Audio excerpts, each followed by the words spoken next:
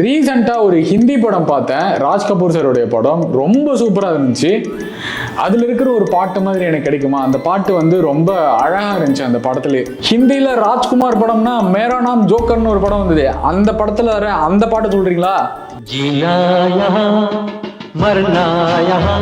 குமார் இவர் அதே டியூன்லயே ஒன்னு விருப்பப்படுறாரு. இந்த மாதிரி வரிகளை வச்சுக்கலாமான்னு பாருங்க. காதோடு தான் நான் பாடுவேன், மனதோடு தான் நான் பேசுவேன். நான் பாடுவேன், மனதோடு தான் நான் பேசுவேன். விழியோடு தான் விளையாடுவேன், அடுத்து விழியோடு தான் விளையாடுவேன். உன் மடி மீது தான் நான் கண் தூங்குவேன். இது எப்படி இருக்குன்னு பாருங்க. உன் மடி மீது தான் கண் மூடுவேன். அங்க வந்து ஹஸ்பண்டும் இருக்காங்க, அதே மாதிரி ஒரு கை குழந்தையும் இருக்காங்க. அவங்க ரெண்டுத்தையும் கனெக்ட் பண்ற மாதிரி லிரிக்ஸ்ல எழுதுங்களேன். பாலூட்ட ஒரு பிள்ளை அழைக்கின்றது, பாலூட்ட ஒரு பிள்ளை அழைக்கின்றது.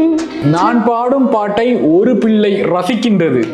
நான் பாடும் பாட்டை ஒரு பிள்ளை ரசிக்கின்றது. இப்ப நீங்க சொன்னதே அழகா இருந்துச்சு.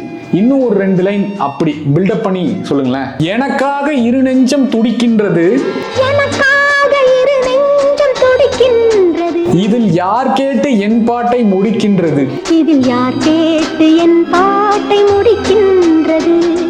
ஹிந்தில இந்த பாட்டை ஞாபகம் வச்சுக்கிறாங்களோ இல்லையோ, தமிழ்ல இந்த பாட்டு சூப்பர் ஹிட் ஆக போகுது பாருங்க. காதோடுதான் நான் பாடுவேன்.